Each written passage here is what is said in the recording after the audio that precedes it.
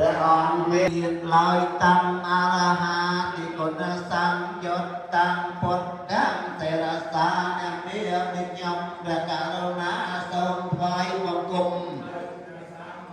សម្ពុទ្ធជាម្ចាស់ក៏ប្រោមហើយដោយគុណមានគុណថាអរហង្គជាដើមនោះដោយទេរសាតញ្ចពុទ្ធមាសម្ពុទ្ធជាម្ចាស់នោះវណ្ណតោភិកវៈតាធម្មោព្រះបរិមា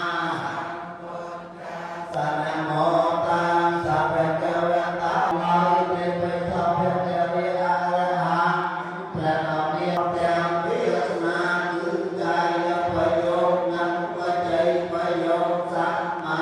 ទាំងពួងដោយប្រពៃបរិស័ទទាំងព្រះយាមតាបរិស័ទមសារតេទូព្រះអង្គជាវណ្ណានិងមនុស្សតោត្រង់ព្រះនាមថាពុទ្ធតោព្រោះព្រះអង្គត្រាស់ដឹងនៅចតុរាយសច្ចឲ្យញាំអ្នកដតីឲ្យត្រាស់ដឹងមកភគវាព្រះអង្គមានឡើយតាំងអរហាទីគុណសង្ឃយុត្តតាំងពុទ្ធទាំងទេរសាអ្នកមាននិយមព្រះករុណាសូមថ្វាយបង្គំសម្ពុទ្ធជាម្ចាស់